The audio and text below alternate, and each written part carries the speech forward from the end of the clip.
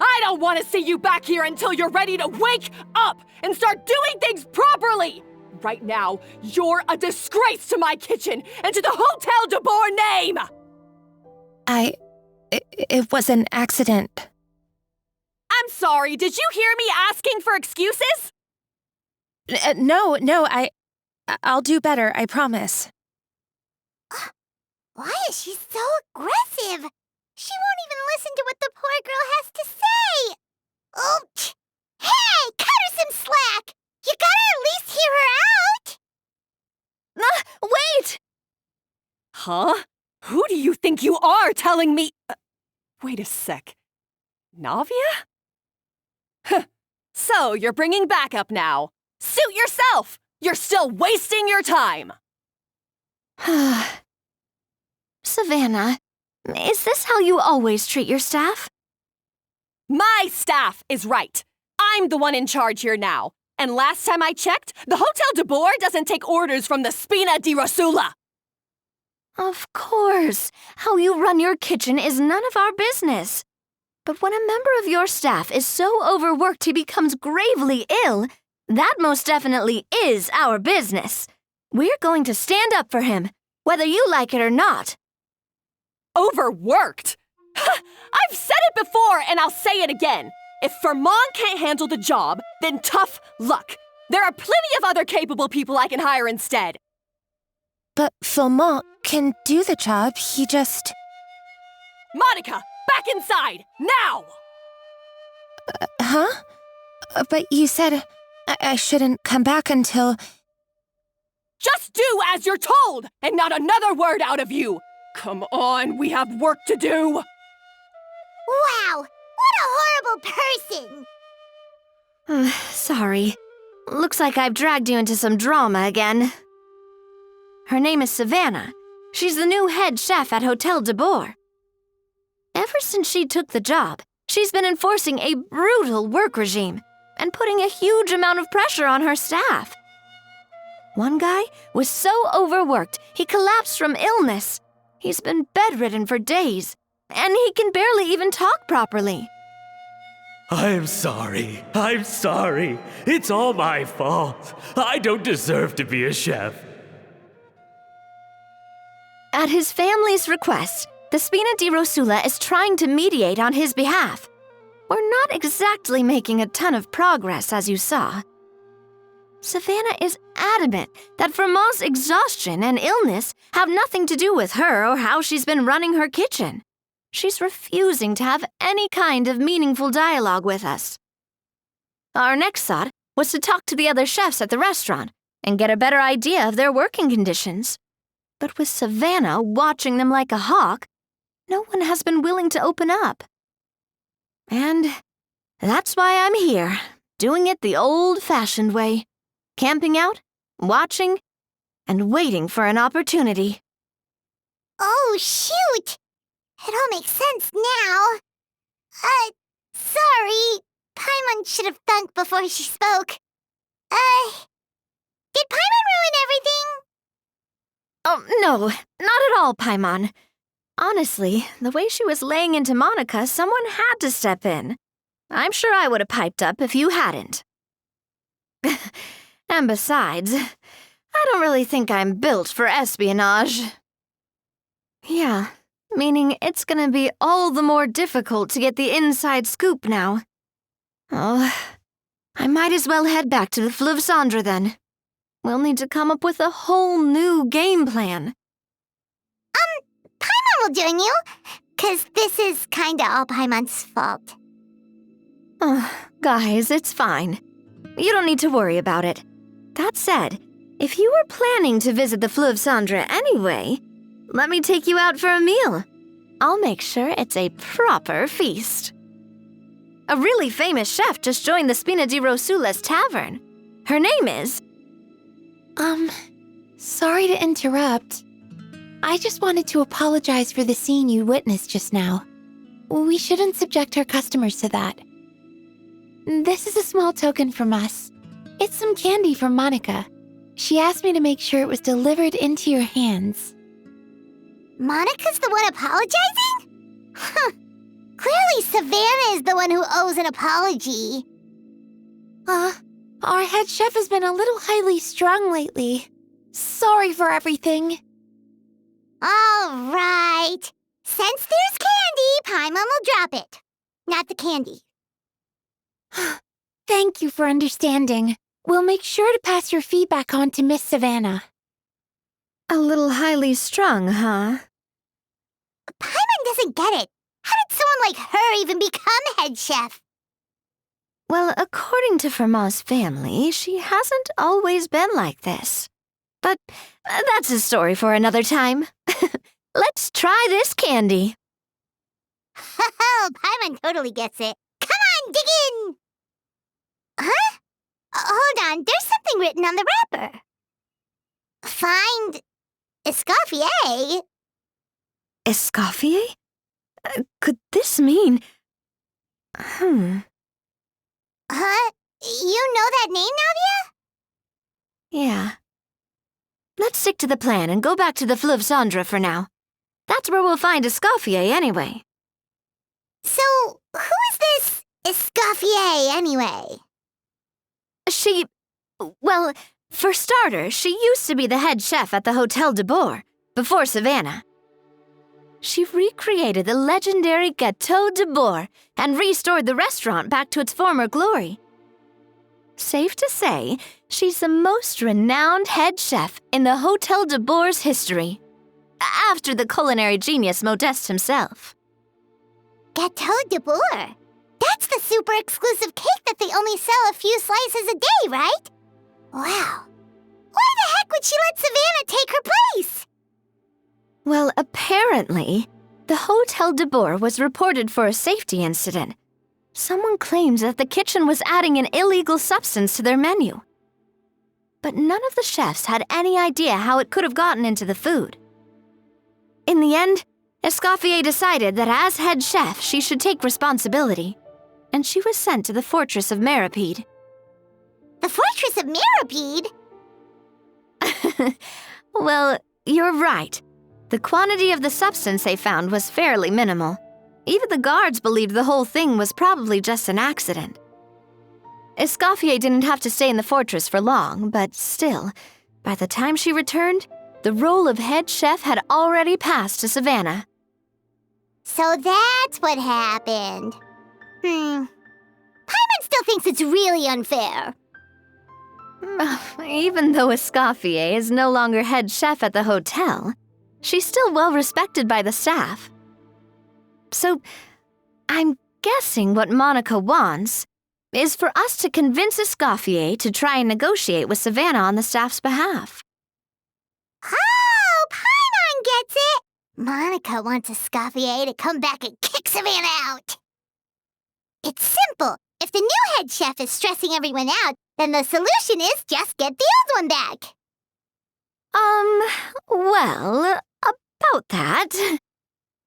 You thought cream of mushroom soup was ready to serve after 3.5 minutes on the stove. You'd have had more sense serving hot water with ice cubes. At least then you wouldn't have wasted all this perfectly good cream and mushroom. What do you say, Hilaire? I'm sorry, Cream. I'm sorry, Mushroom. As you can see, Escoffier is that kind of chef as well. You have to leave it on the heat for long enough to allow those flavors the chance to come out. Don't be fooled by the aroma when the water first starts to boil. Got it? Yes, Chef. Then go back and do it again. The customers are still waiting. Remember where you went wrong and don't repeat the same mistake twice. Yes, Chef. Excuse us, we're... Waiting to be served? Sorry, we're pretty busy. I'm afraid you have to join the line. Oh, no, we're not here to eat. So you're not paying customers? Then I'm afraid the wait will be even longer. It's hard to talk to Escoffier when she's in the zone. Let's take a seat. We can catch up while we wait. Looks like the rush hour is finally over. Is it always this busy here? These days, yes. I'd say business has tripled since Escoffier joined as temporary head chef. Well, in her words, the Hotel de Boer doesn't need her anymore. It doesn't look like she's got any plans to go back. I guess I'll be heading off then. Wait, take these home with you. We can't serve them now, and there's no sense in letting them go to waste. Oh, thank you, Chef. For what? Like I said, I just don't want them going to waste. Oh, and tell Fiamma to get well soon, so you're not running yourself ragged every single shift. Fiamma. That's the second time we've heard that name. Who is that again? He's the chef that fell ill from stress. Hilaire is his son. And with Mom stuck at home taking care of Dad, he decided to pick up some work to help pay the bills. Escoffier knows their situation, so she's been making some extra food every day for him to take home. Hey, I heard that, Navia! I've told you before, no one's making extra food. Hilaire is making blunders in the kitchen, and I can't serve his failed dishes, so he might as well take them home. Yeah, failed dishes that just so happen to be nutritionally complete every single time. So, you two must be the world-famous traveler and her companion, Paimon, yes? Is there something I can help you with? Oh, so you know us already. We'll skip the introduction then. We're here to talk about Savannah. Oh, I certainly am. The Spina's headquarters are right next to the tavern, and I've lost count of the number of times Navi has come to pester me about it. But I don't work for the Hotel de Boer anymore, and being ex-head chef doesn't give me the right to interfere with that business. Besides, I'm the one who persuaded Savannah to take the job in the first place. What? Well, she was a much gentler person back then. A little timid, even. She wasn't at all confident that she was the right fit for the role. That's hard to believe. Are we definitely talking about the same Savannah here? Honestly, I do wonder if she's just emulating me. I mean, I'm not the most pleasant head chef to be around either. Anyway, suffice to say that given the history between us, it'll be tricky for me to tell her she's doing her job wrong without coming across like a huge hypocrite. Fiamma and the others probably think that Savannah gets it all from me. I wouldn't be so sure about that, Escoffier. Look at this note we got from Monica. She mentioned me. Whatever shortcomings you feel you have, it looks like Monica still trusts you. As for the others, well, how can you know what they think unless you ask them? Monica. Plus, it's not like we're asking you to storm in there and raise hell. We're only in the initial phase of our investigation. All we're trying to do is get the other chefs to open up to us. Oh, Monica. Oh, Monica! Escoffier? I can't believe her! Powdered sugar is supposed to be applied sparingly. Look at all that on the wrapper. It's thicker than the sole of my shoe. Unbelievable! I won't stand for this. She has to learn. Come on, we're going. Wait, so now she's, Let's go catch up to her. We don't want to keep her waiting. I'm sorry, I'm so sorry. I messed up your order. Oh, I wouldn't go that far. Maybe the taste is a little off, but if you hadn't brought it up, I don't think I would have noticed. But, please, you have to forgive me or Chef is gonna... Okay, I know. I'll kneel before you. What the heck? Get up, Monica! Can't you see that you're just making your customer feel more awkward? Escoffier? If you want forgiveness, then do what any self-respecting chef would do. Make the dish again. And this time, get it right. You cannot go begging your customers to feel sorry for you. Savannah said that I'm not allowed back in the kitchen until I've corrected my mistake. But if I can't go back into the kitchen, I can't do the dish over. That's some backwards logic.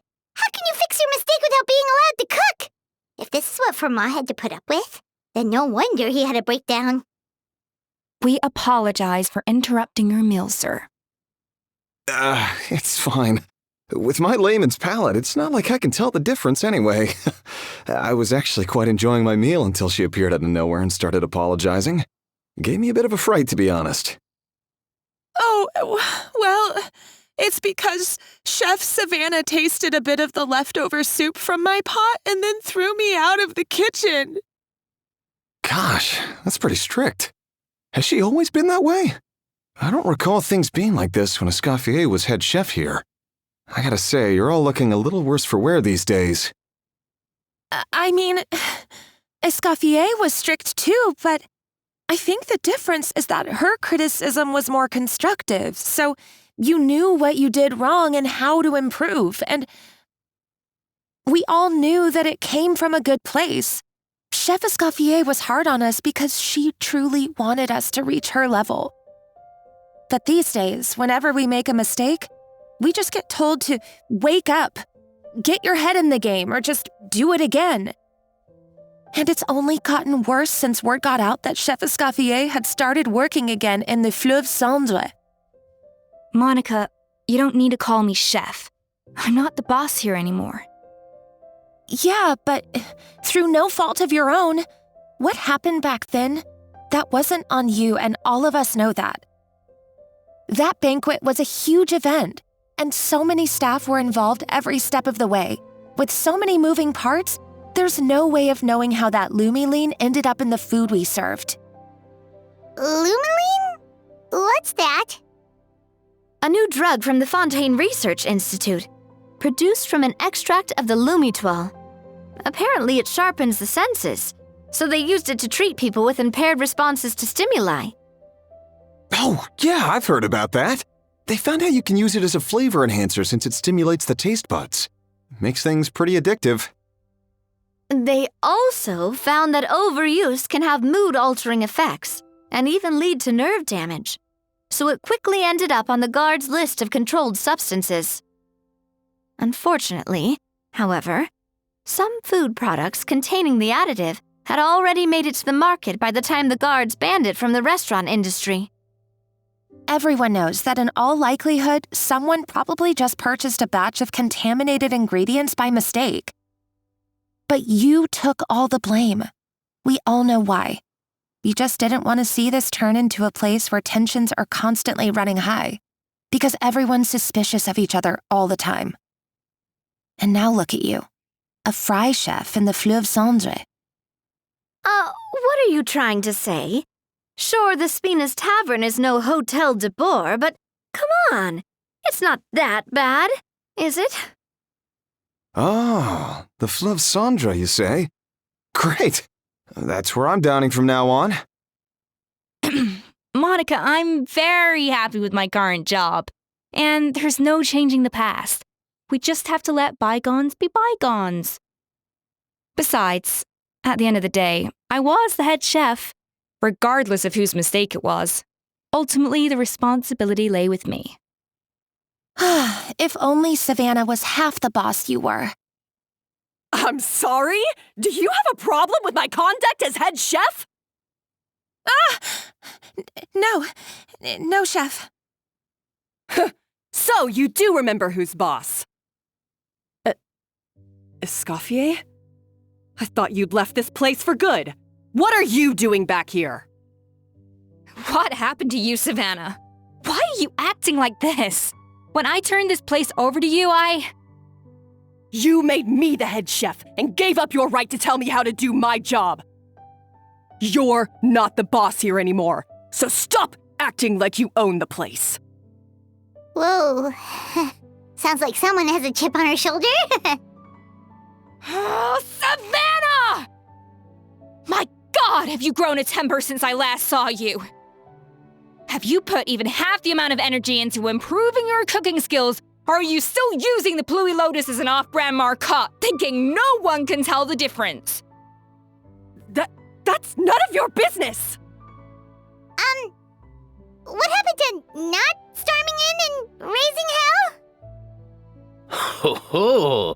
I was not expecting to see something this spicy as soon as Escoffier returned. Huh? Fan Agem? Aye, miladies. Might I make a humble suggestion? Given that we have ourselves a tête-à-tête between chefs at the Hôtel de Bord, I dare say it would be de rigueur to settle this the traditional way. The traditional way? That can only mean one thing. That's right! I'm talking, of course, about the tradition established by Modeste himself. The cooking contest! According to legend, the founders of Hôtel de Bord, Modeste and Savelli, used this method to resolve all of their disputes. Everything from petty arguments over next week's menu to disagreements over the strategic direction of the restaurant. The cooking contest would decide who had the final say. Huh. Sounds like they had a lot of free time on their hands. Ah, well, it might sound that way to us. But in fact, the cooking contest played an enormous role in motivating chefs to hone their skills, reaching new heights of excellence in the culinary arts.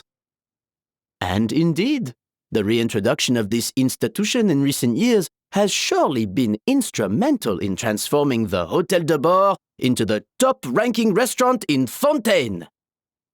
Reintroduction? Someone brought it back? Who? What say you, Escoffier? Surely you of all people won't back down from this challenge. It was you who put the rule in place, after all. Sure, I reinstated it, but I'm not a chef at Hôtel de Bord anymore. Isn't this bending the rules a little? I see no issue as long as both sides agree to the terms. We could simply treat it as an exhibition of sorts. Savannah, any objections? Exhibition. Huh. No. If we're going to battle it out, let's put it all on the line. If I lose, it's up to you what happens to me. I don't want anything to happen to you. But if you lose, you hand over the Codex de Bord to me. What? The Codex de Bord? Only the legendary handbook written by the original head chef Modeste. It contains all his secret recipes, including Gâteau de Bord. It's the greatest treasure in Fontaine's culinary world, and only the present and former head chefs of the Hôtel de Bord have the right to read it. Present and former? Wait, but that already includes Savannah, though. What do you want that old thing for? You have your own copy, don't you?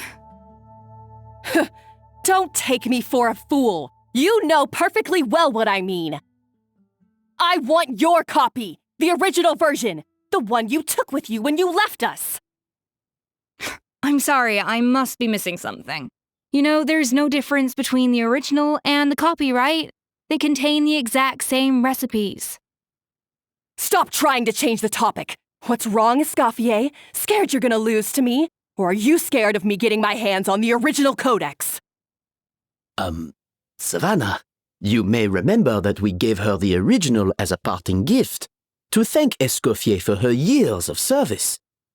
Asking for it back feels a little,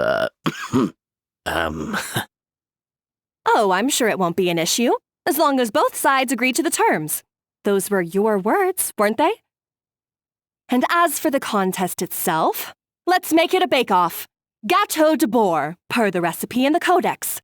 Well, Escoffier, you against me. Are you in or out? You sound surprisingly confident. All right then, let's see how much you've actually grown. I hope you surprise me, Savannah. I'd hate to find out that all you've learned after this long is how to chew people's heads off. Believe me, I'll show you. So, this whole bake-off thing kind of came out of nowhere. Was it really sensible to just go along with it? Well, I got a sense that she's holding something back. But we chefs always express ourselves in our cooking. So if she won't talk, this might be the best way to find out what's really going on with her. Huh? Holding back? Sure didn't sound that way to Paimon. Escoffier only picked up on it because she's the same way. Always closed off, never letting you know what she really thinks. That's patently false, at least where your macarons are concerned. I've been nothing but truthful with you about the disgraceful amount of sugar you use. Okay, that's one case where you can keep your thoughts to yourself. Oh, that? Well, it's not so much a recipe book as a diary of Modeste's adventures. Back in the day, he and his good friend Savelli explored far and wide, partly adventuring, partly looking for new ingredients and developing new recipes. Their creations had an enormous influence on the course of Fontaine cuisine, turning it into a much more vibrant and diverse scene. For instance, legend has it that the original Gâteau de Bourg was made using a special secret ingredients that Modeste discovered on one of his adventures. So rare was the ingredient that they could never make more than 16 slices of the cake per day. But everyone who tried it claimed that it was one of the most blissful and invigorating things they had ever tasted. Modeste and Savelli went on to found the original Hôtel de Bourg, which catapulted them to stardom in Fontaine's culinary world. Especially Modeste. He was hailed as a once-in-a-generation genius, and over time, the recipes from his adventure log became known as the Codex de Bourg. Paimon's heard this kind of story before. Armed with the Codex, the Hotel de Bourg took its rightful place as the finest restaurant in the land, serving those recipes for centuries to come. Something like that? What? No, of course not. Cooking is a constantly evolving art form. How can any restaurant survive if they only served food that was popular last century? Anyway, never mind centuries. Savelli and Modeste parted ways not even 10 years after their rise to fame. Then, Modeste passed away while he was still in his prime. And that was it, the end of the Hôtel de Bourg's heyday. It fell into decline, and for most of its history, it was just a nondescript place with a couple of cheap tables. It's only in recent decades that it started recovering. Even then, it still took numerous relocations and changes of management before we finally ended up with Vanigem and the restaurant we have today. Oh! So the Codex really isn't all that, then. Paimon figured it was like one of those mystical books they have in Liue's martial arts novels, where the main character learns all their secret powers from. Yes, well, that's fiction, and this is reality. You can't meet the tastes of modern diners by following some ancient recipes from a dusty old book. Case in point. Even the Gâteau de Bourg they sell now is actually Escoffier's reimagination. Wait, really? Why, though? Didn't that recipe make it into the Codex? It did, but like I said, it's the dusty old book now, and the records aren't as legible as they once were. Not to mention that there's no way of finding the secret ingredient Modeste wrote about. So, reimagination is right. I consulted some historical records and took what I could from the Codex.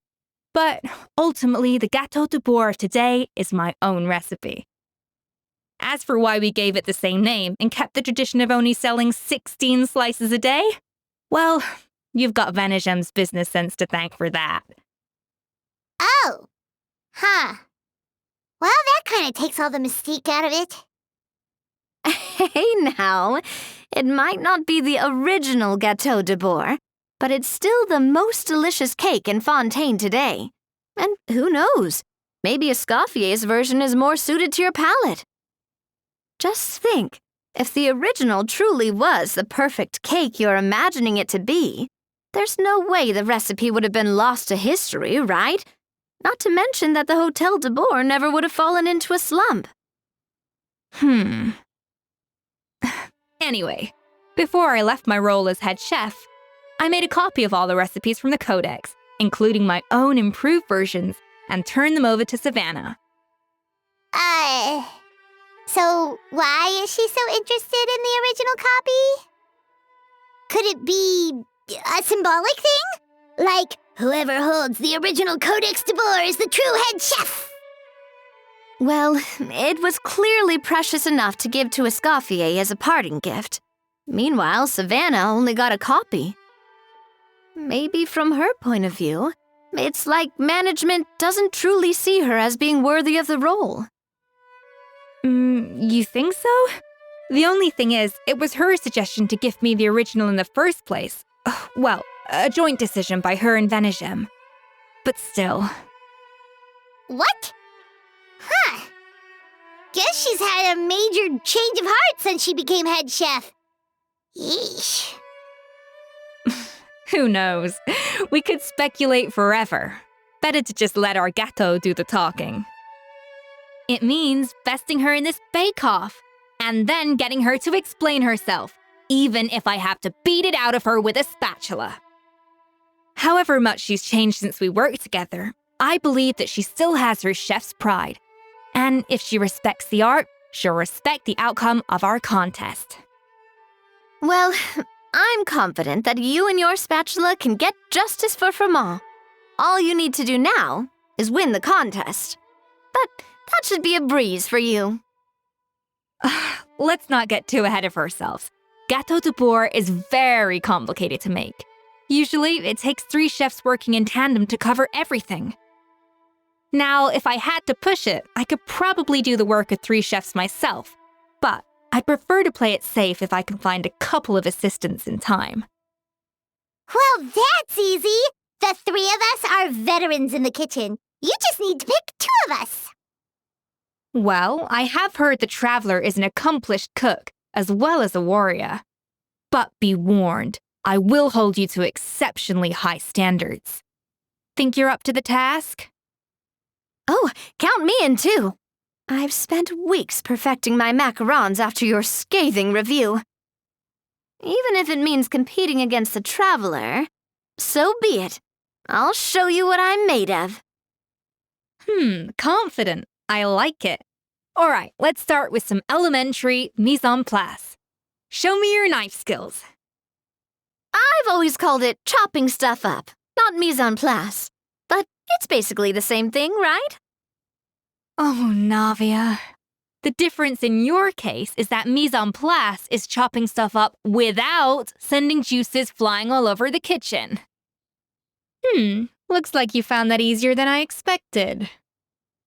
Yeah, thankfully it was pretty straightforward in the end. You made it sound like we'd be carving statues out of fruits or something. Well, brace yourself, because the next step is anything but straightforward. I'll be using this cold press to extract flavor compounds from the ingredients. A kind of special food processor I got the Fontaine Research Institute to make for me. It uses cold temperature extraction to isolate the essence of cooking ingredients, which can then be used to flavor dishes more precisely. But this isn't exactly standard kitchen equipment, so that probably didn't make a whole lot of sense. Let me give you a demonstration instead. Custom-made equipment from the Fontaine Research Institute, huh? That's some pretty high-tech food prep. Paimon's never used anything this weird before. Cool. Not weird. And done. These are the flavor compounds extracted from our ingredients. I've processed all the fruit you chopped up earlier. Wow! Even the smell is so much more concentrated. What next? Do we add all this stuff in? Absolutely not! Throwing everything in at once will ruin the balance of flavors. We have to go slowly and carefully to calibrate the exact flavor we want. I'll demonstrate again. Now, watch closely. And voila! Now it's your turn. Not terrible. Considering this was everyone's first time blending flavor extracts, it could have been worse. But the Traveler's work was surprisingly good. Are you sure you've never done this before? You got almost perfect results on your first try. that goes without saying. Still, credit where credit's due. You did well. All right, now for the part I've been looking forward to. I want each of you to cook something from the Hotel du Bois' current menu. I'll judge your submissions and give you a final score. That's right. The true test of your cooking skills is the finished product. It'll be good practice for the contest itself. Now get to it. Chop chop! How's it going? Have you picked a dish yet? Choose wisely. I expect you to present the most delicious thing on the menu. Look at that! With the grace of a snow-winged goose, as I like to say. Now, let the grating commence. Pretty good, right?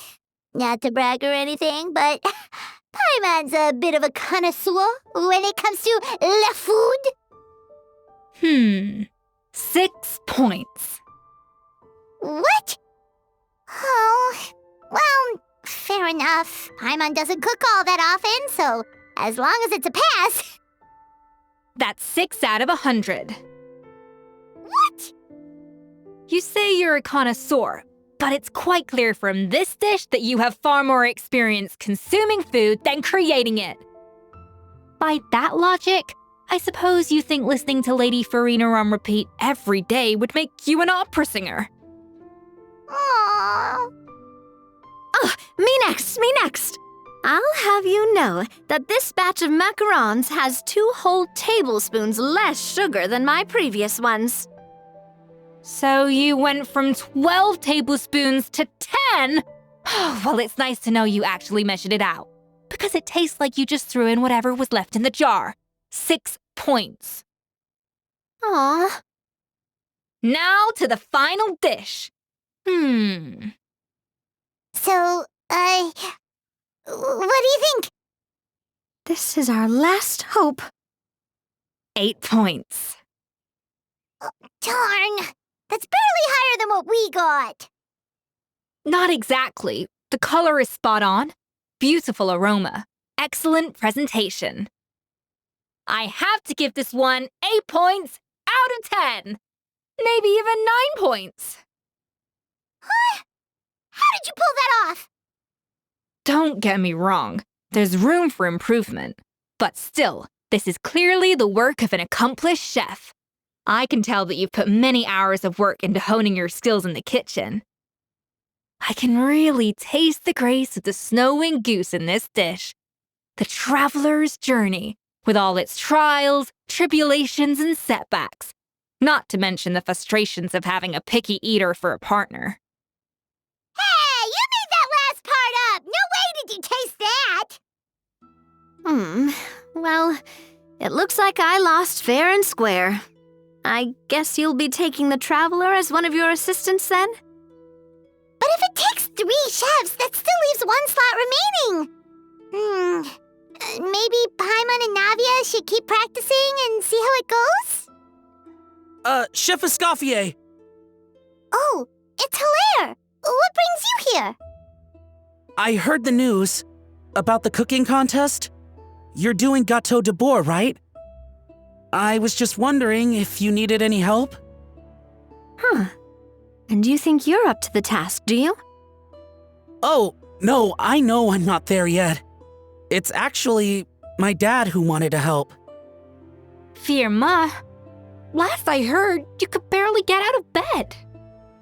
Chef Escoffier, Navia, Traveler, thank you all so much for everything you're doing for me and my family. I've had enough of sitting around at home while you run yourselves ragged.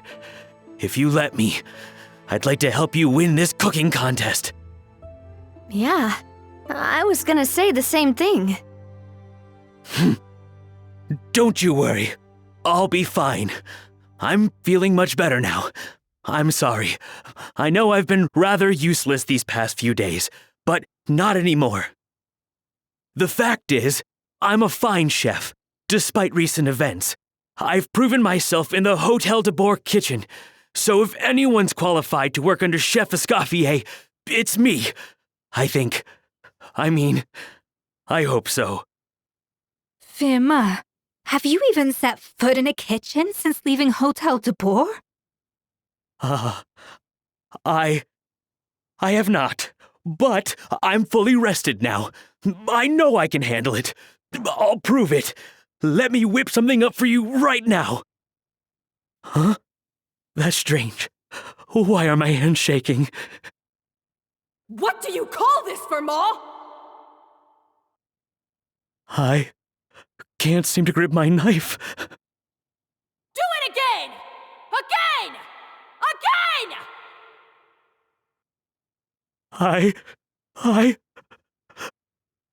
Hopeless. Get out of my kitchen yesterday.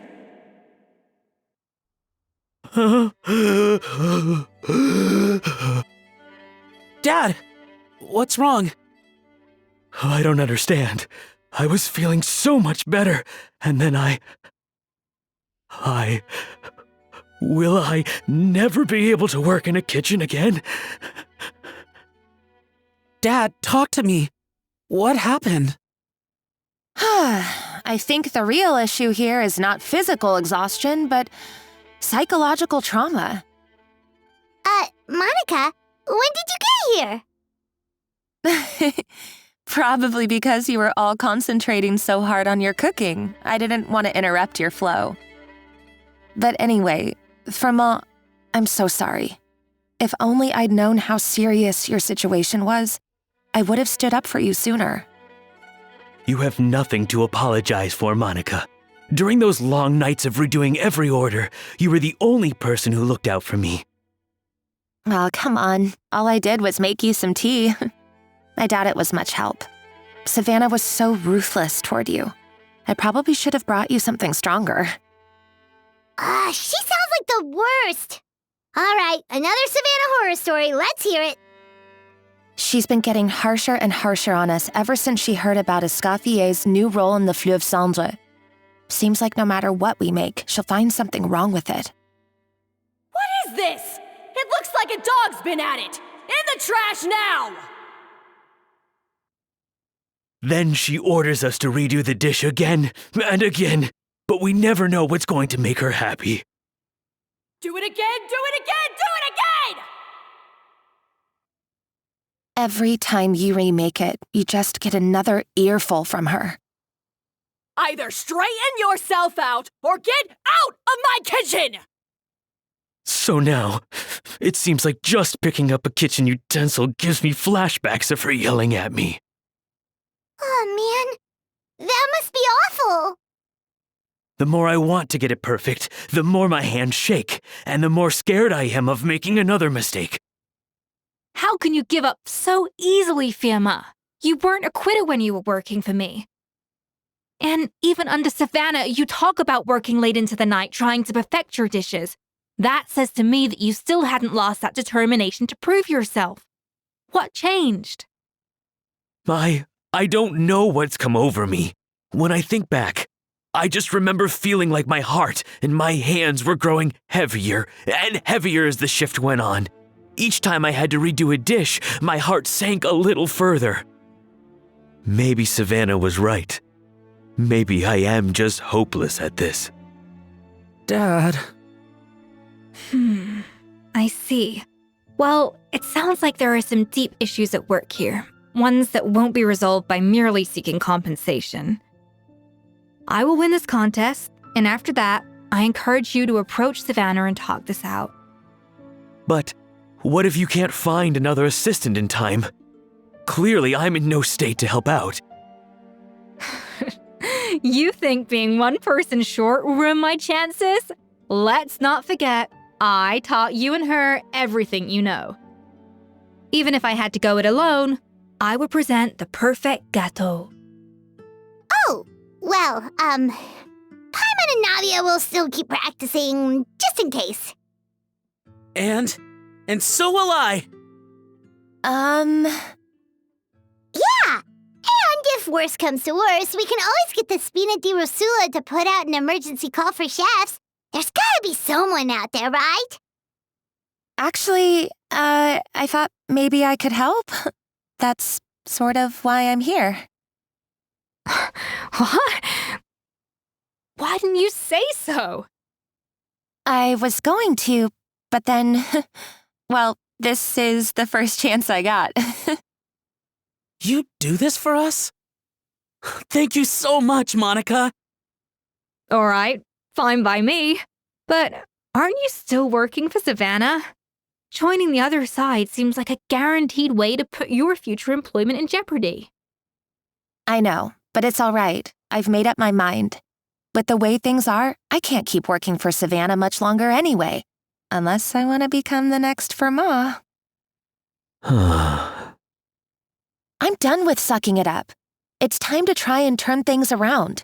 If this cooking contest can get Savannah to see the error of her ways, then I'm sure she'll forgive me for this. Well, Hyman didn't think we'd be poaching from Savannah's staff to get our third person, but there you go. Anyway, Monica's a professional chef, so nothing could possibly go wrong now. Great! Then it's settled. And to congratulate you all on making the team, I propose a Spina-sponsored meal to celebrate. Spina-sponsored? Wait, you mean I'm cooking? Well, I promised the traveler a feast in the Fleuve Cendre, and I know how much you've been looking forward to it. Yeah! Feast, feast, feast!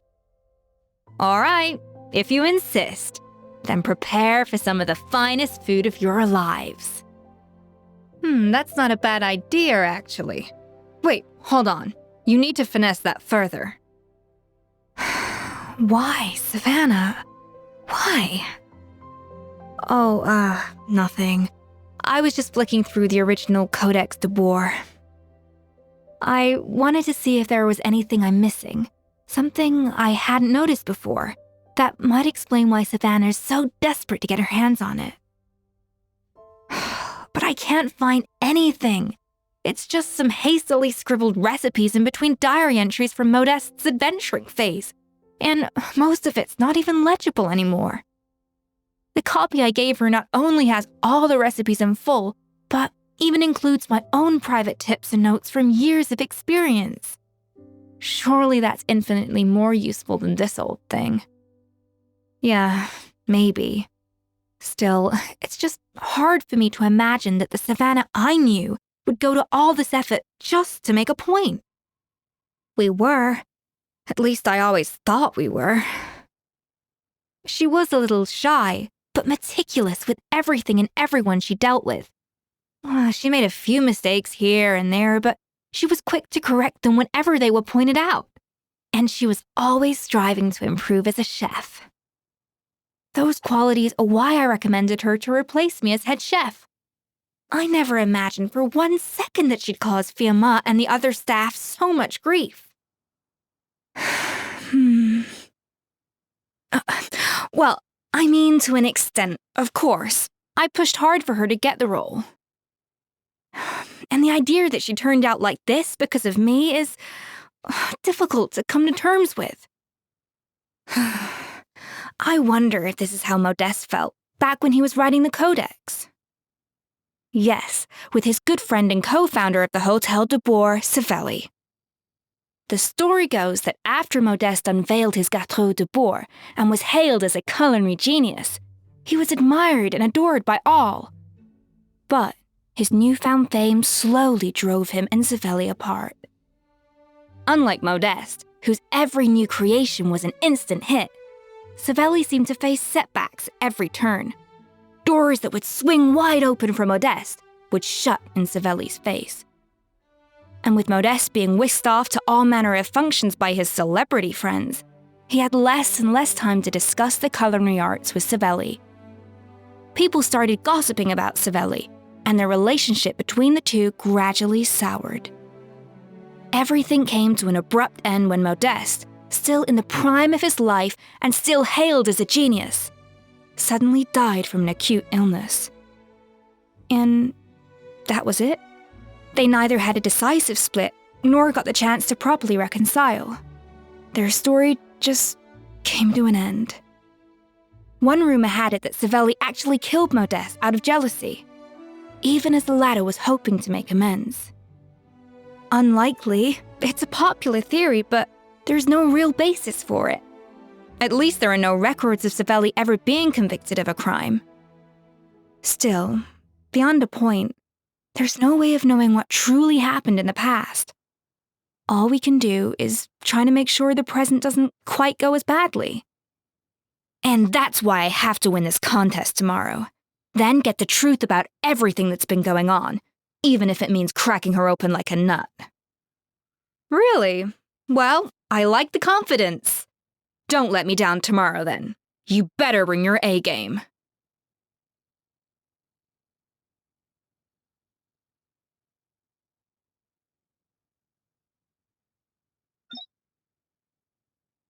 Let's hope that Savannah isn't all sizzle and no steak.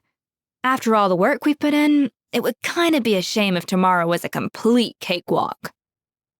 It's cooking contest day! To the Hotel de Boer! Toot sweet! Did you hear the news? Escoffier's coming back for a cooking contest.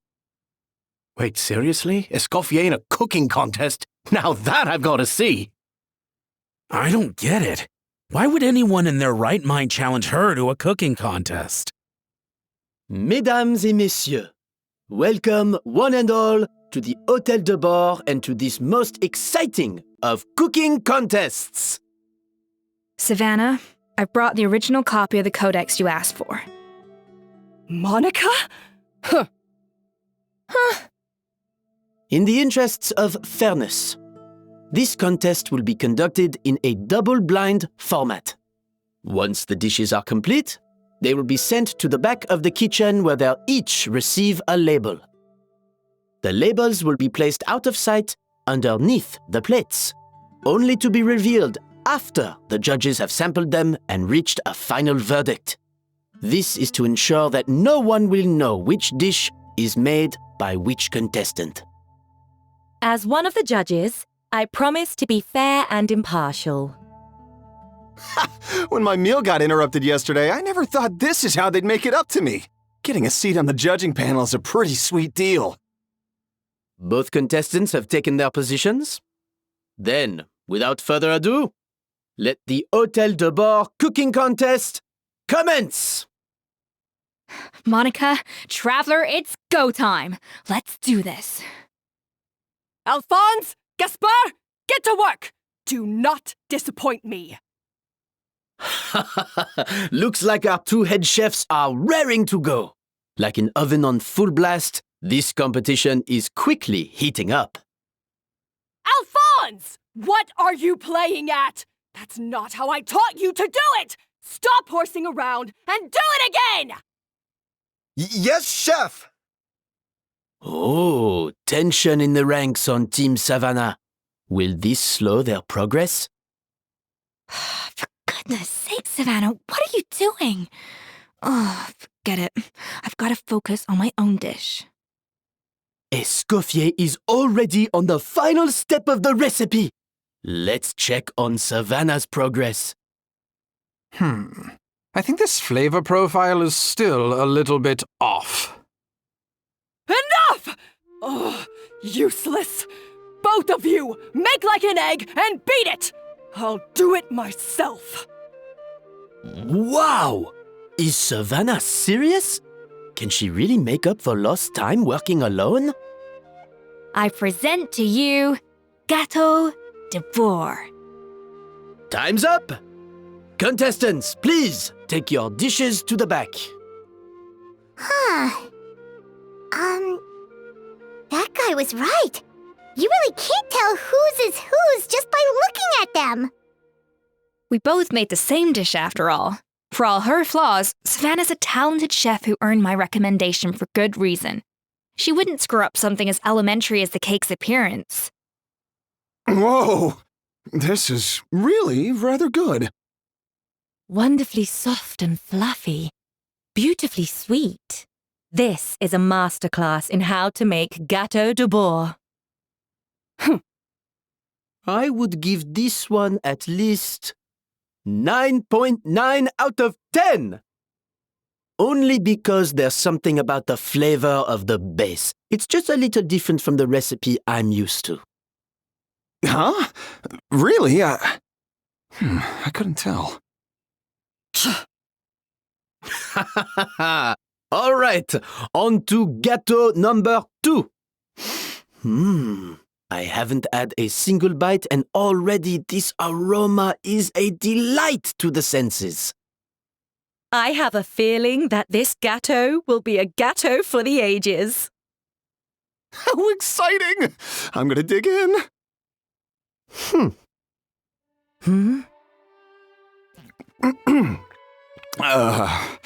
I think maybe someone got a little carried away when they were adding the sugar. Not just the sugar, it's the flavors too. This is all over the place. Who made this? It appears the decision is unanimous. This gâteau is far below the standard we would expect. Whew! And Paimon thought this might actually be close. Turns out she can't bake to save her life. Something's not right here. Savannah may not be perfect, but no way is she this sloppy.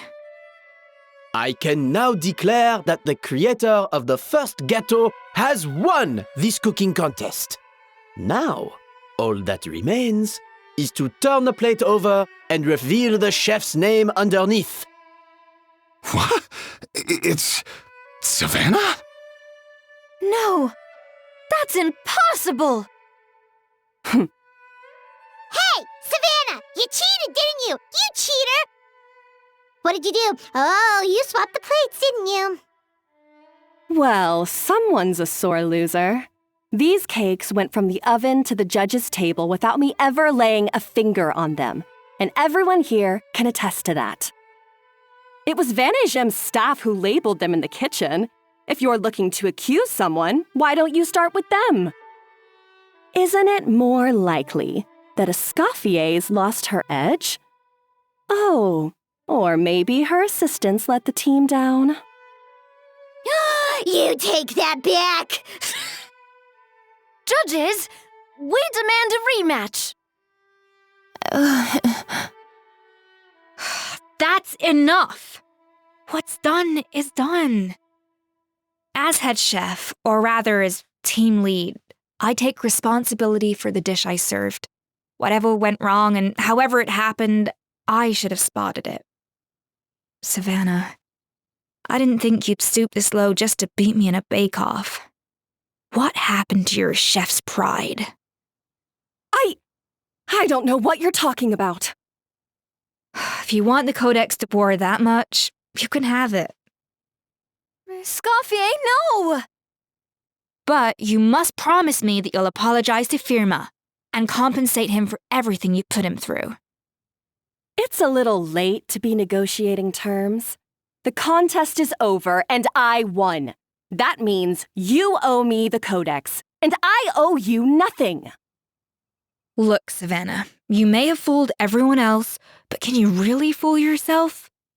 What I'm offering is to accept defeat without looking to expose what you've done. But only on the condition that you promise to stop putting so much pressure on your staff. Fine. I'll treat this as your final handover of duties from one head chef to the next. So, will that be all, ex-head chef? Or is there any other unfinished business you'd like to leave in my hands? I didn't mean that to be a scolding from your former boss, just a word of advice from a fellow chef and a friend. But I don't know if you're even open to input from other people anymore. I know what I'm doing. I don't need your advice. All right, fine. I'm glad to hear it. Escoffier? The Codex de Boer! Finally. Now, at long last, I will succeed. Escoffier? How could you let her get away with this? Yeah! The Codex is a souvenir of your time here! Doesn't that mean anything to you? It's all right. It was just a bake-off, not the end of the world. I'm already over it. Besides, it's not all bad. She agreed to compensate Firma. That's mission accomplished for the Spina. Honestly, if I'd have known that giving her the Codex would solve everything, I'd have just done that in the first place. I mean, why bother with the whole cooking contest? It's such a waste of time and energy. No. No! This doesn't make any sense! Huh? That's it? No secrets, no nothing? I don't believe it! This can't be happening. Oh, Chef Savannah! Savannah? It's nothing life-threatening. Just a lot of pent-up stress and exhaustion.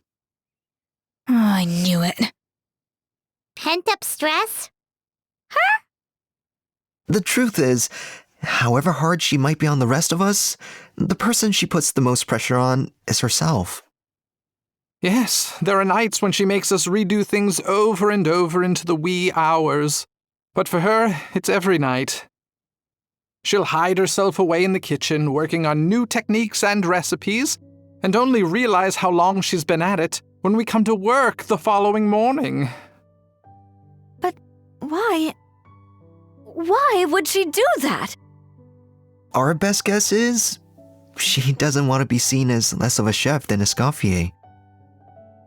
And there it is. Even so, that's no excuse for taking her anger out on the rest of you. Yeah, and it's definitely no excuse for cheating in the cooking contest. About that, we honestly have no idea how she did it. We were focused on our own work the whole time, like she asked. Leone and Algalia were the ones I tasked with labeling the cakes. I've already spoken to them both. They're at a loss to explain it too. Not to worry. Come on, join me downstairs. I'll interrogate the guilty gâteau myself. Well, how is it? Have you figured out what it was? Oh, this is aggravated assault on my palate. I'd rather eat wet cement than this. Is it really that bad? I made sure to taste test it before it was served. Oh, relax. This isn't your cake. Savannah never switched the plates. The offending flavors are coming from in between the icing and the cake base, which means someone tampered with it while it was being made. Or in other words, we have a traitor in our midst. I'm sorry. I was forced into it. It was Chef Savannah. She said if I didn't cooperate, she would... Calm down, Monica. I've already accepted defeat. And if I wanted retribution, I would have brought this up when the results were announced. Whatever's going on with you, just spill the beans. There's no need to hide it. I was the one who caused the food safety incident that one time. Food safety? Wait, you mean the Lumaline incident? So you procured the contaminated ingredients? I think so. Savannah and I were on procurement that day. I didn't check everything as well as I should have, and so I let contaminated ingredients make it into the kitchen. But I swear I didn't do it on purpose. I had no idea there was an issue with them, and I didn't know it would end up with Escoffier going to jail. But the last thing I expected was for Savannah to use it as leverage to blackmail me with... This is crazy! So Savannah pressured you into sabotaging Escoffier's cake by threatening to expose your secret if you didn't? I know, it's terrible. I'm so sorry. I was so scared. The thought of Chef Escoffier finding out that I put her in jail, it made me freeze up with fear. I thought Escoffier would hate my guts if she ever found out, and yet somehow that's ended up in me doing something even worse.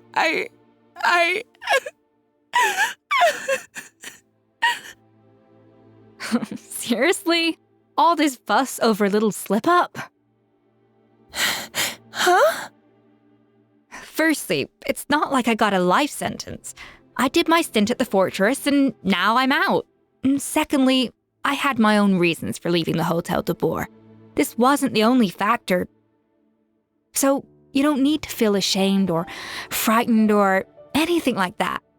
Any more than you need to add butter when you're pan-searing foie gras. You mean... you forgive me? Oh, well, I'm not saying you don't have to take responsibility for your mistakes. You should tell Vanagem to mark down your performance for the past few months. Then do some digging and find out exactly where those contaminated ingredients came from. Sure, you've made mistakes, but now's the time to fix them. Understood? Understood. Good. Now, back to Savannah. What about the original codex would compel her to resort to blackmail? I have my suspicions. Not that I've got any proof to back them up, though. Ugh. What happened to me?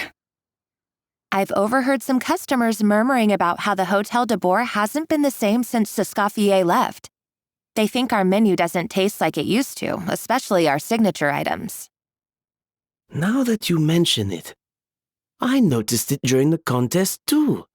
I couldn't put my finger on it, but the flavor seems subtly different from how it used to be. But the difference was so small, I'm sure no one would notice it besides our most loyal customers and true dessert connoisseurs. Still, as head chef, it's easy to see why Savannah would get so hung up on it. So many times I've seen her make the cake base over and over again, late into the night, determined to match Escoffier's version. But something's always slightly off every time. Yeah, I've noticed that too. Never really gave it much thought, though. Thinking back on it now, it's clear that Savannah's been in a downward spiral ever since Escoffier left. She wants to prove that she can fill Escoffier's shoes. That's gotta be the reason. But after countless setbacks, she's getting more and more unhinged. And at some point along the way, she switched from doubting herself to doubting Escoffier. Doubting Escoffier? For what? Yeah, it would explain why she was bent on getting the original at any cost. She must have thought Escoffier purposely omitted key details from her recipes when she copied them out. Also, she could retain her place as the #1 chef in Fontaine, the only one privy to all the secrets of the trade. Oh, for goodness sake, what a stupid idea. Of course. Then she finally got the codex only to discover that the secret recipes she's been pining for don't exist at all. Seeing how utterly wrong she was must have been a real shock to the system. It probably brought up everything at once. It overwhelmed her, and she passed out. There's still one thing that doesn't make sense, though. If Savannah had the real recipe all along, how come it tasted different? She might not be on the same level as Escoffier, but surely after like 50 attempts, she'd get it right one of those times. You'd think so, but geniuses like Escoffier are in a league of their own.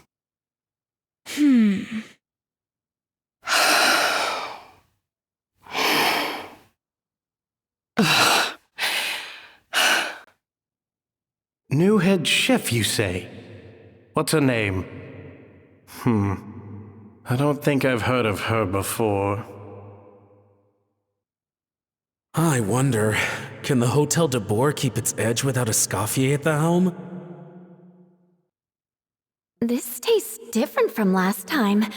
Is it undercooked or something?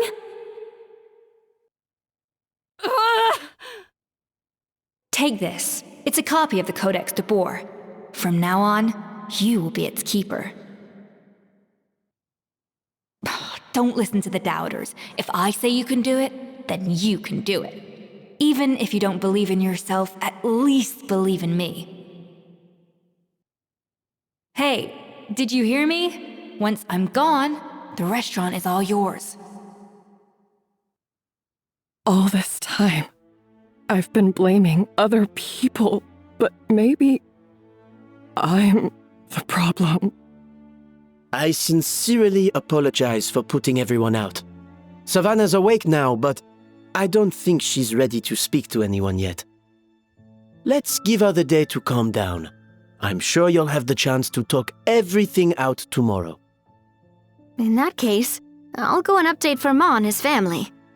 I wonder what he'll make of all this. So, we'll come back tomorrow then. That was a long day. I think I've earned myself a sweet treat when I get back home. Oh, nice! Macarons? Or are you gonna switch it up this time? Traveler, how much do you know about the snow-winged goose?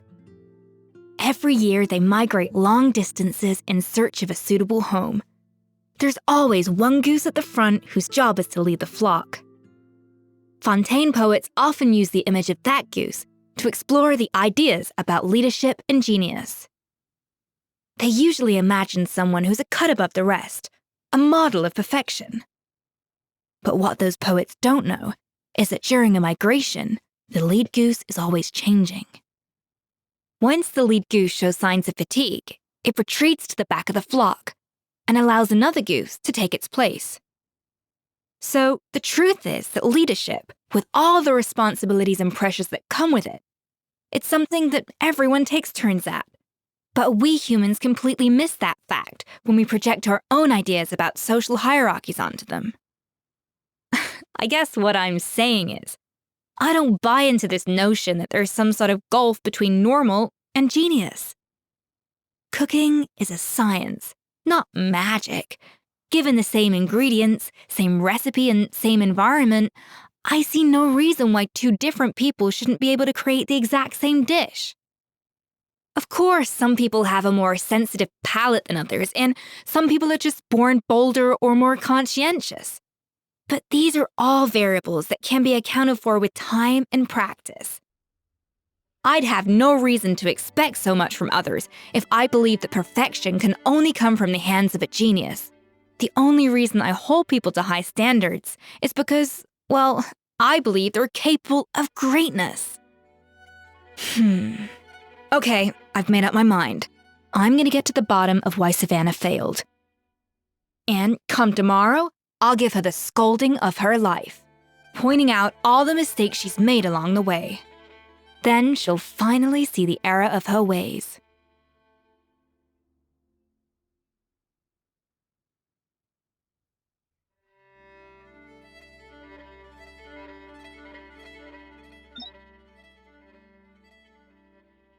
Thank you for your words of encouragement.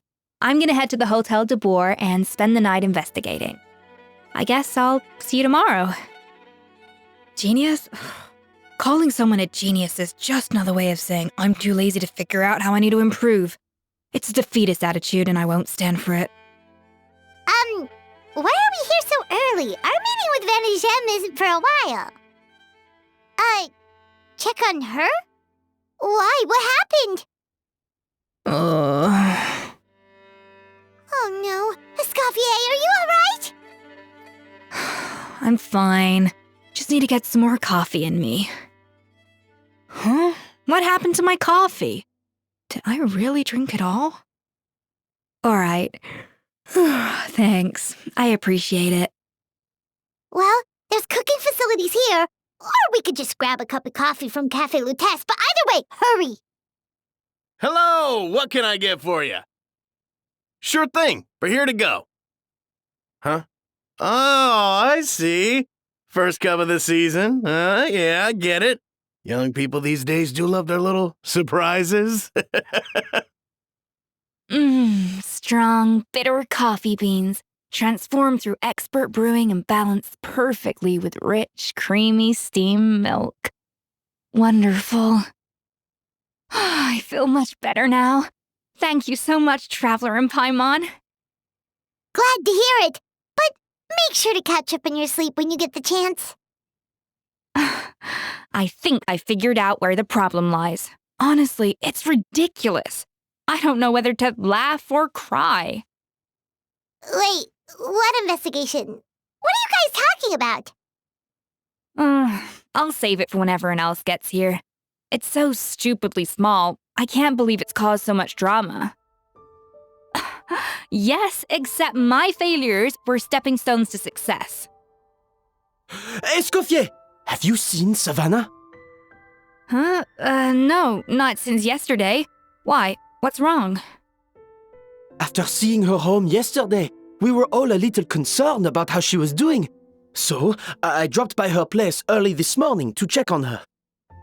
Only to find an empty house with the doors wide open. I left Alphonse and the others to keep watch at her home while I checked the Hôtel de Bord. I'm worried something bad might have happened. If she's not here, then where could she be? Boss, Escoffier, bad news. Alphonse? You're supposed to be keeping watch at Savannah's house. We were, but then, just after you left, we found this stuff in her house. Oh, looks like a map with a bunch of random places circled.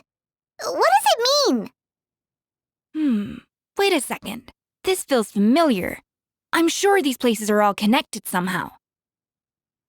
Of course, from the Codex. They're all places that Modeste explored on his adventures. Yeah, but I don't understand. The adventure logs in the Codex are too fragmented to be of any use. How come this map shows all the missing details? The Codex de Bord? Then, this place marked in red out at sea. Could that be the fabled birthplace of Gâteau de Bord? Seriously? So now she set her sights on finding the original recipe and beating Escoffier that way? Geez, Savannah. Anything to overcome a gâteau plateau, huh? Ugh, idiot. Does she have a death wish? Those ruins are thousands of years old. Hold on, there's more. Besides the map, we also found these letters. It was you. You let the Lumaline through, didn't you? It sounds like a threat letter. Does this mean that Savannah was responsible for the safety incident? And not Monica after all? Retrieve the Codex by any means necessary. So the cooking contest and the cheating. Someone else was behind her pulling the strings? She's keeping the true recipe to herself. Ugh, this is all such a mess. Paimon needs a second to process this. First, we thought that Savannah forced Monica to cheat in the cooking contest. But now, it turns out that someone else forced Savannah to force Monica to cheat? You're finally here. Of course. I should have put two and two together as soon as I read your threat letter. The food safety incident, the demand for a cooking contest, the instruction to blackmail Monica. Even the suggestion that Escoffier was keeping secrets from me. It was all part of your grand plan, wasn't it, Monica? We should be getting close to the spot marked on the map. Of all the stupid things she's done, this really takes the cake. The moment we find her, I'm gonna curse the living daylights out of her. Whoa, this place looks like an underwater restaurant, doesn't it? Suddenly, the idea of an adventure chef finding secret ingredients makes a whole lot more sense. I think Modeste's Codex mentioned this place. A public bath from the time of Remoria. So yeah, definitely the kind of place that would have served food and drinks. Huh? Some blubber beasts have come to join the party? How did they get here? Aw, they ran off! That could be easier said than done. Something's blocking the entrance. Well, did Modeste mention it in his adventure logs by any chance? They must have gotten through somehow. Good point. Yes, that's right. It's coming back to me now. We prepared a banquet for our shy little guests, and as the food flowed away on the current, they broke into a joyous chorus, and the path opened to us. We have to feed the blubber beasts? With what? There's nothing here besides rocks, romaritime flowers, and lumitoile. See, this is why you should always bring snacks. You never know when you're gonna need them.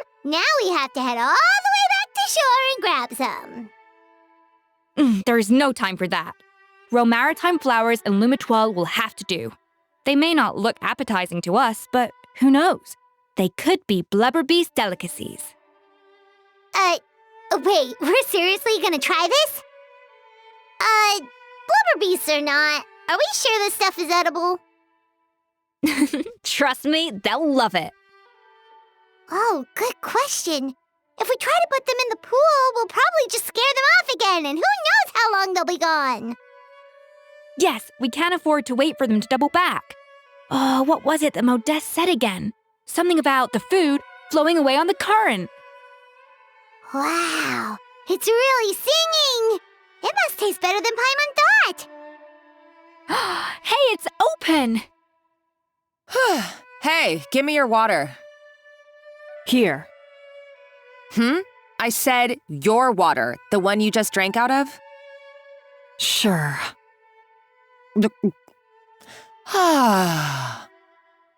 All those years slaving away under Escoffier, and then you. Today, it's finally paying off. Not only have I found the ruin that Savelli kept hidden, but I also get to boss you around like my little lapdog. Hey, go scout ahead for me. If we need to do any more blast tunneling, I want to know where to lay the explosives.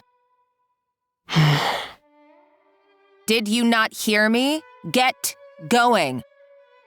Why don't you do it yourself? Oh, when did you learn to fight back? You're always so compliant when I give you instructions by letter. That's because you threatened to expose me for the Lumiline incident. I swear, if I'd known what you were planning, I'd never have... Ha! Don't be so self-righteous. Admit it, you've always been jealous of Escoffier. That's why you lapped up everything I told you. You were terrified of her finding out about your part in the Lumiline incident, and you resented the way her reputation hung over you. So you jumped at the chance to convince yourself that she was the villain, that she deliberately hid her secret recipes from you just to hold you back. It was the only excuse you needed to justify getting back at her. First, idolization, then jealousy, suspicion, and self-deception. That's what this comes down to. It was the same story with Savelli and my ancestor. He offered Modeste his friendship only to murder him out of vanity. He promised to explore the world with him, only to later destroy all records of their adventures. It's a miracle I even found this place. You have no idea the countless hours I spent piecing it all together. So you see, you're no better than Savelli. If you can't beat him, betray him, right? I am no Savelli, nor will I ever be. Oh, put a lid on it. You really think you can absolve yourself of your vindictive and jealous behavior now, just because you finally realize that Escoffier never kept any secrets from you? You didn't show any remorse when she left, or in the cooking contest. Why start now? You have no right to redemption. You're right. I don't deserve her forgiveness. But I am done being bullied into submission by you! Ooh, feisty. But you should watch your tone. Talking to me like that could get you in big trouble. I somehow doubt that, since I poisoned both our water bottles. What? Ever since I learned the truth, I've been biding my time, waiting for this moment. You've played me like a fiddle for so long, and now this is payback! But you drank it too! It's what we both deserve. This is the price we must pay for betraying Escoffier. You'll die here with me, Monica! You.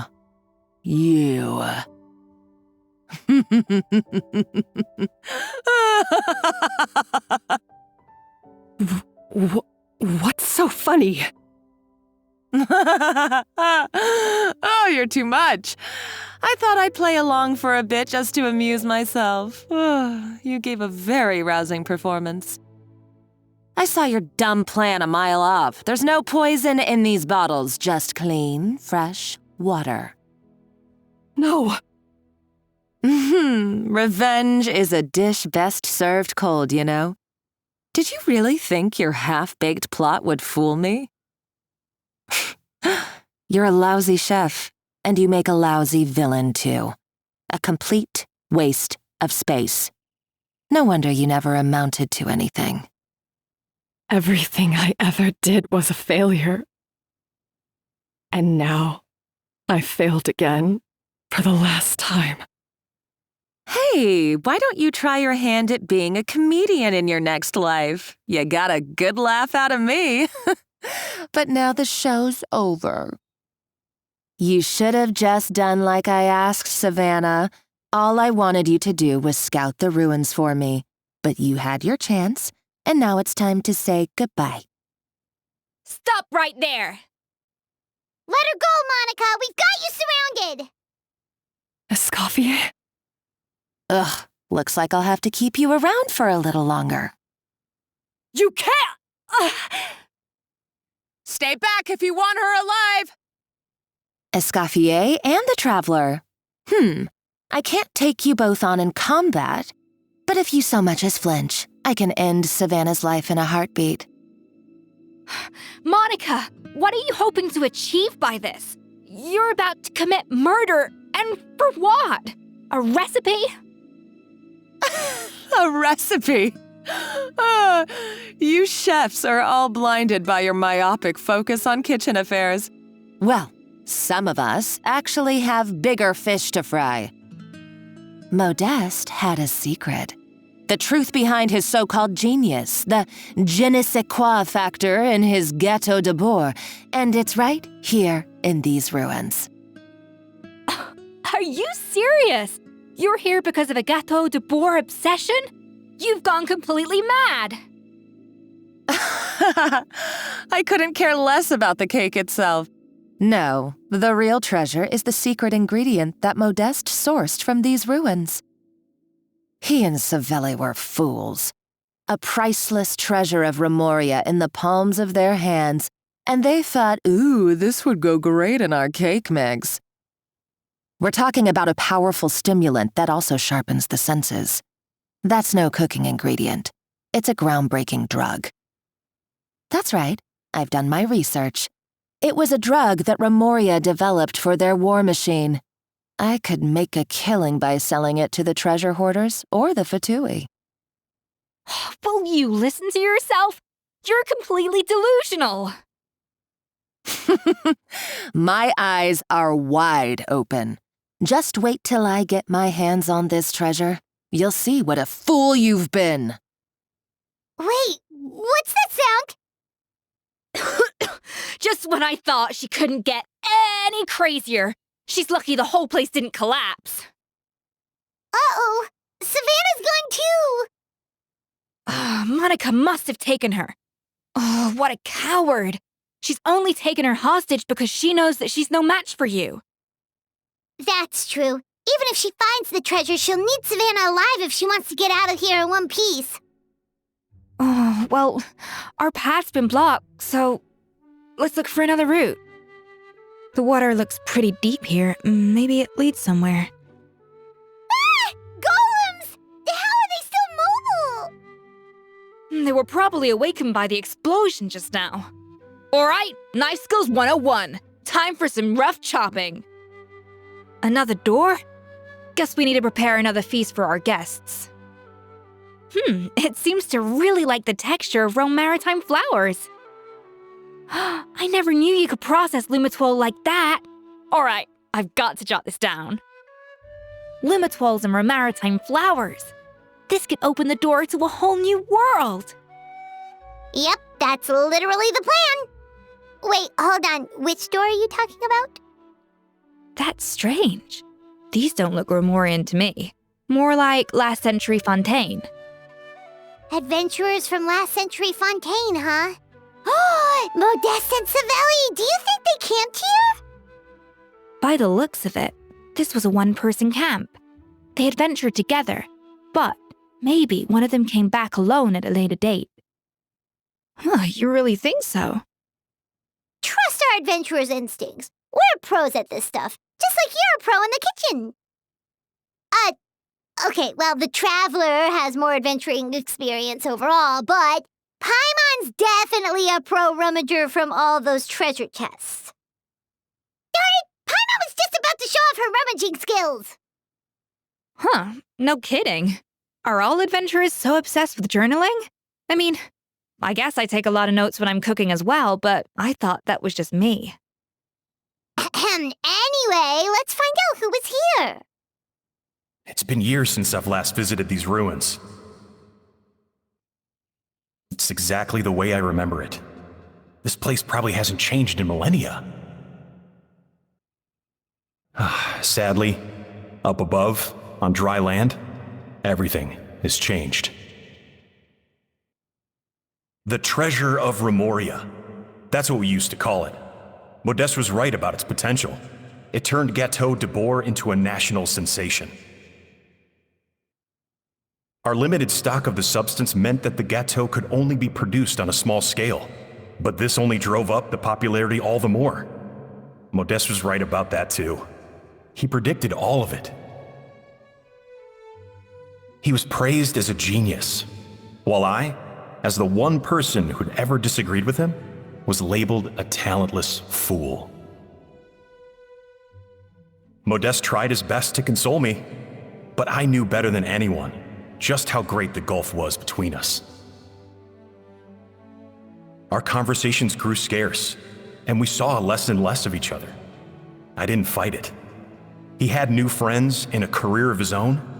Why invite further disdain by inserting myself where I did not belong?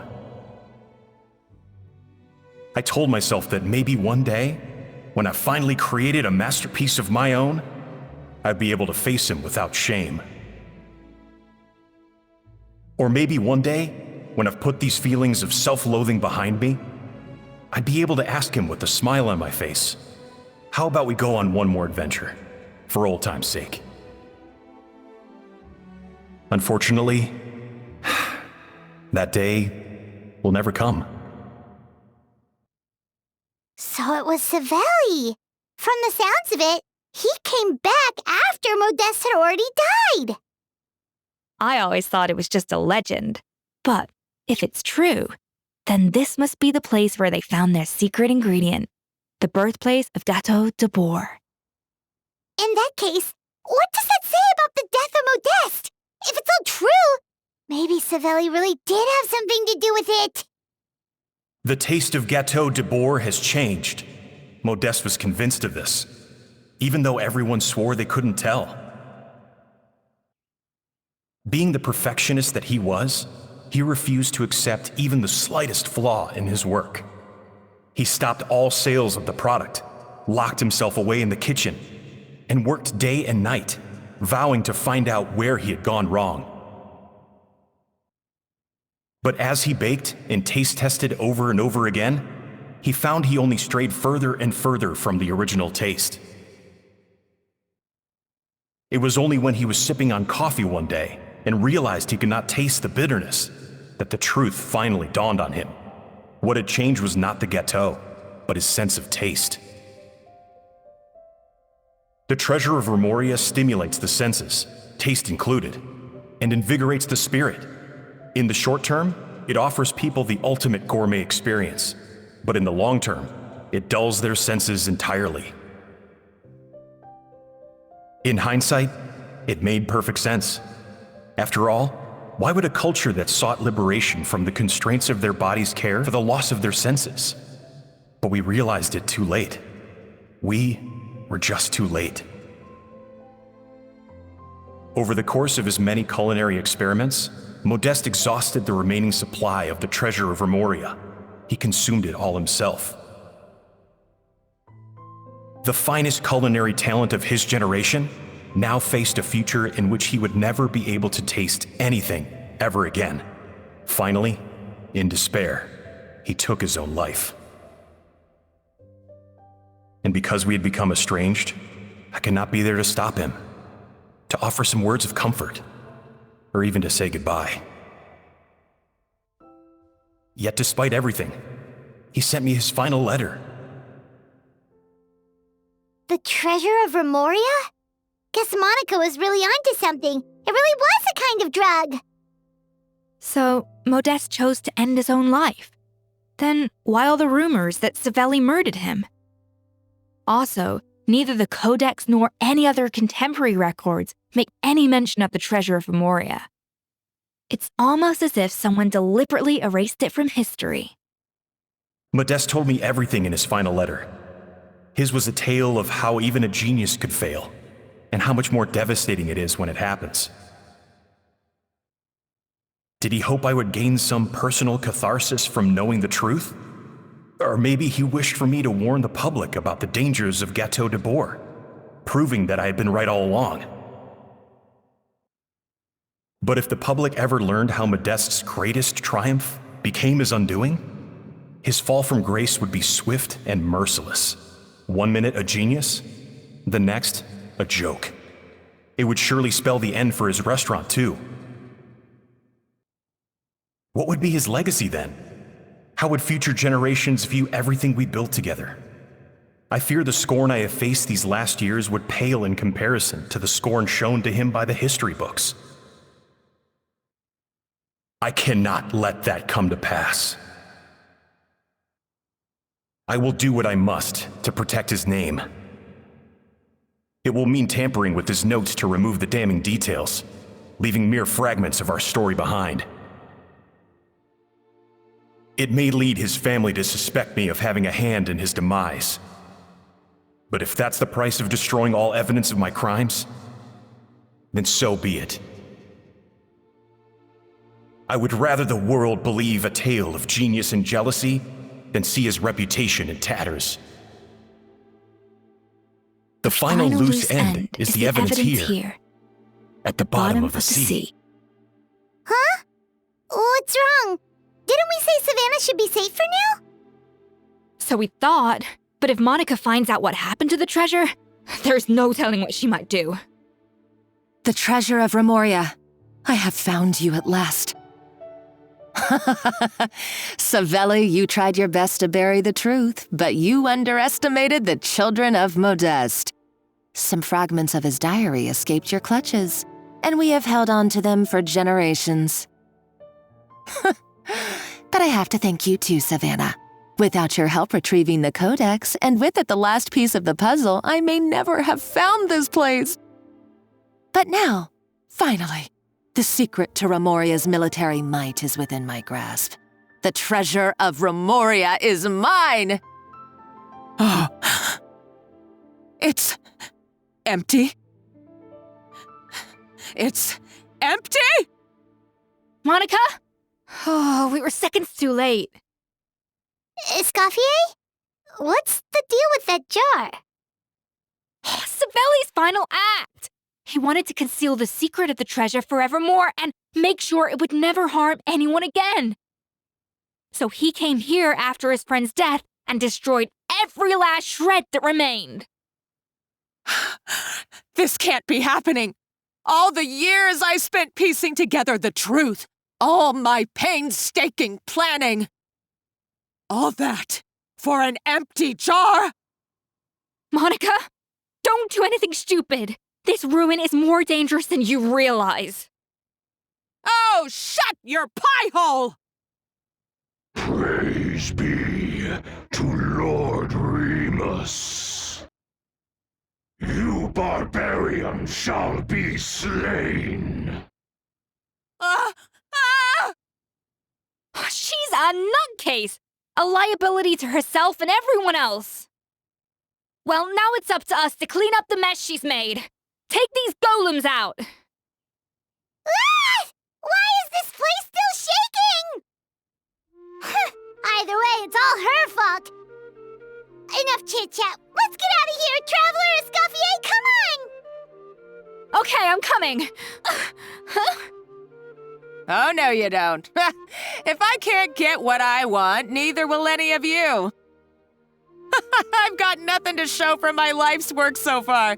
But if I can take another so-called genius down with me in my final moment, then it was all worth it. You're a psycho! Savannah? Oh, when did you wake up?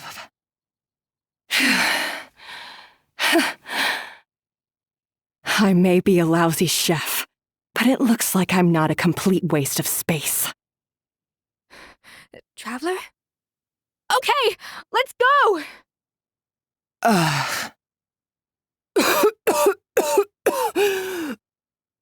Escoffier! Savannah! Traveler! And Paimon! Venejem! What are you all doing here? What did you expect us to do? Stay at the restaurant and sit on our merry derrieres? While the Traveler and Escoffier were out here risking their lives? We had to do something, even though that something ended up being, well, waiting for you here instead. I don't deserve any of you. And I certainly don't deserve to be your head chef. It was my fault Escoffier had to leave. Then I couldn't live up to her standards. I acted like a tyrant in the kitchen. And now I almost got myself killed.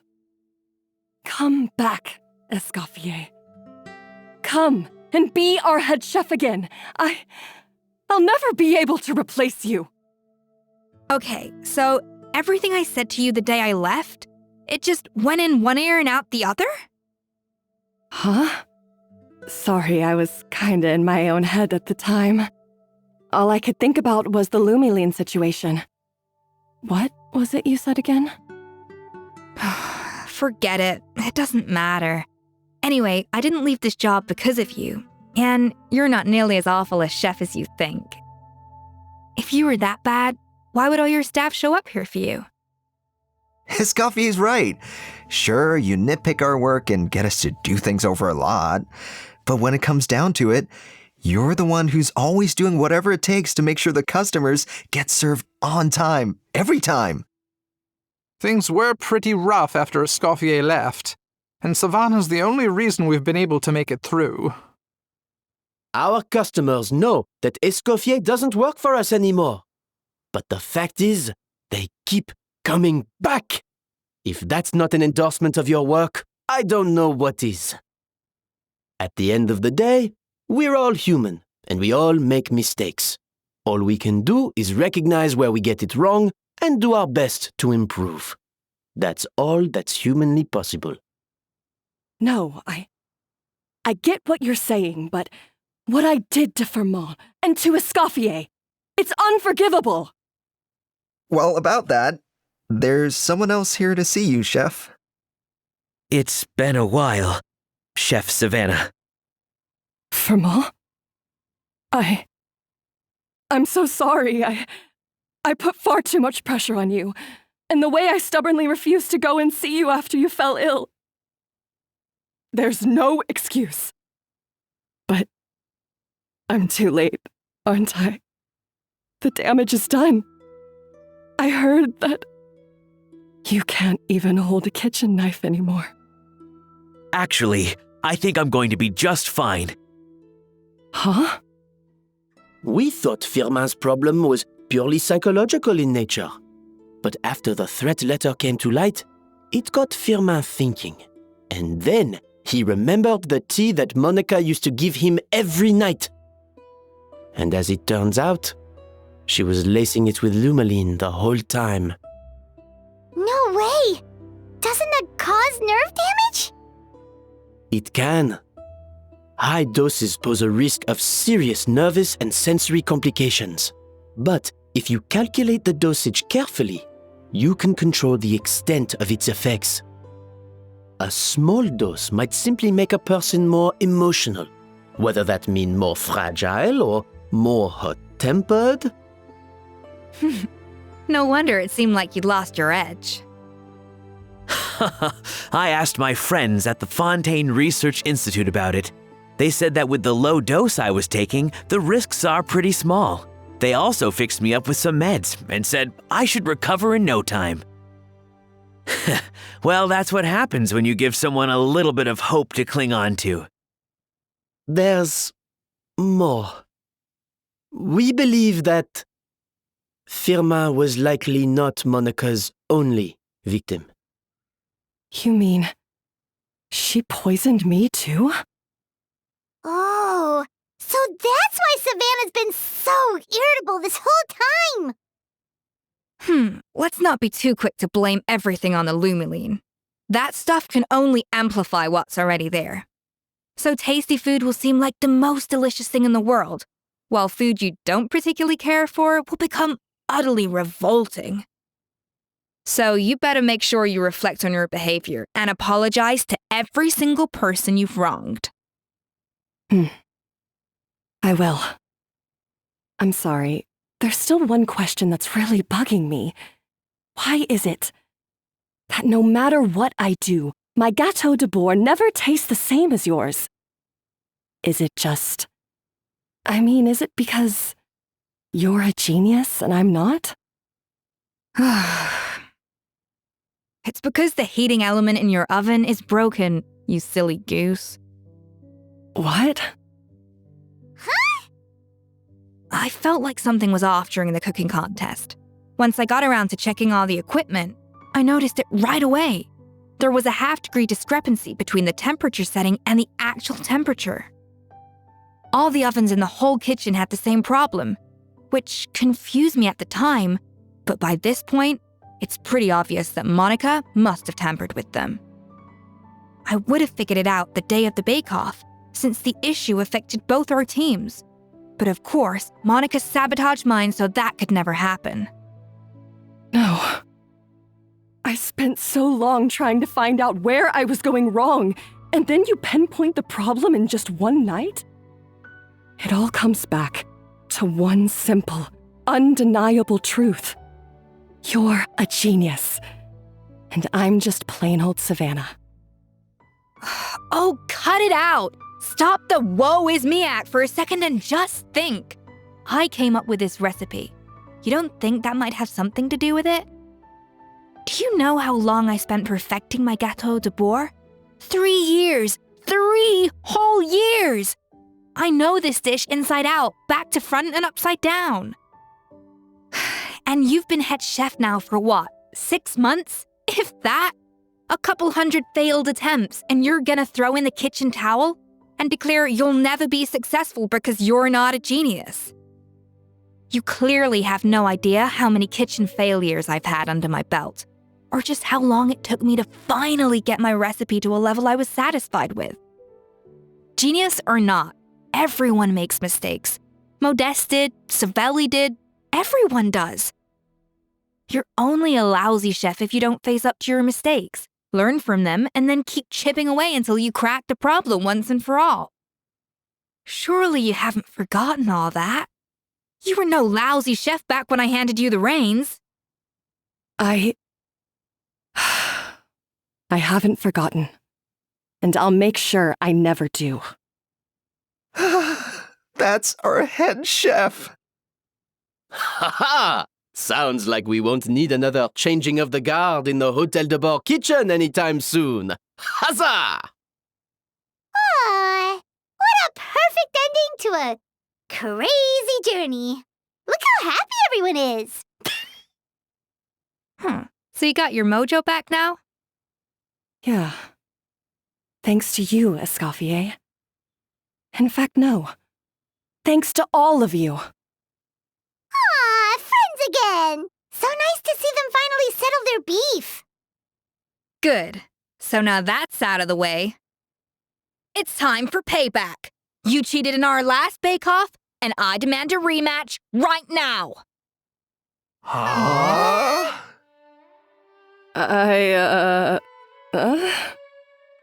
But that was mostly Monica's fault, wasn't it? Right. And also, does it have to be right now? Savannah's only just got her mojo back, and you barely escaped from a death trap. No excuses. This is a cooking contest between 2 top chefs, and nothing will stand in its way. So grab your spatula and get ready, because this rematch is happening today, right now, this instant. Hey, so, this whole time you were salty about losing? The results are in! A landslide victory for Escoffier! Quite rightly, too. Piece of cake.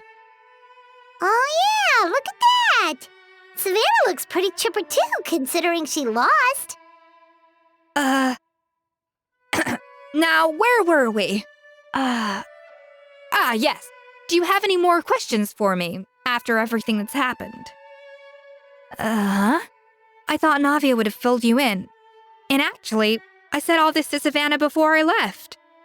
Although, as we saw, I don't think any of it sank in. I had 2 reasons for leaving. One was the food safety incident, of course, but the other was that the Hotel de Boer had reached a point where it didn't need me anymore. So I decided to step down and look for new opportunities to improve myself. Improve how? Well, a while back, I got to know a fellow chef from Liyue, and in her, I saw so many new possibilities. She has that same adventurous spirit that Modeste and Sibeli had in their youth. Slime mucus, lizard tails.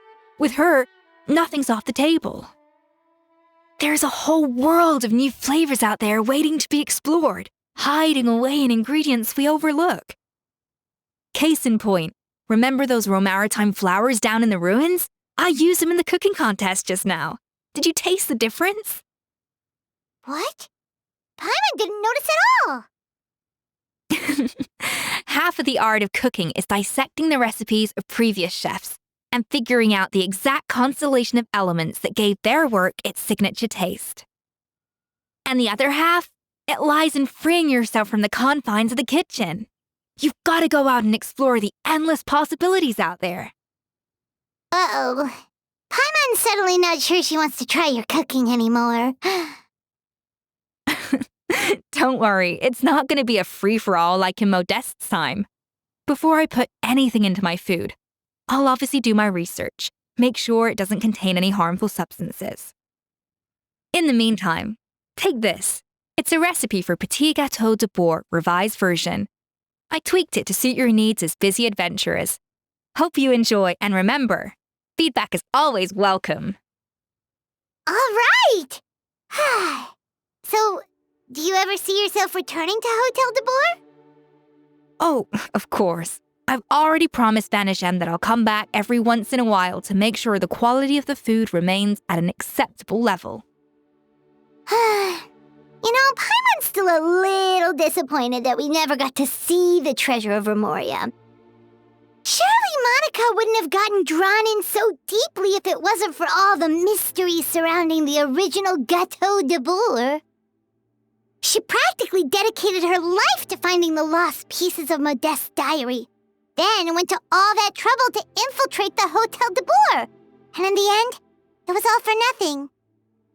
Since you mentioned the treasure, between Modeste's writings and what we saw in those ruins, I think I may have figured out the truth.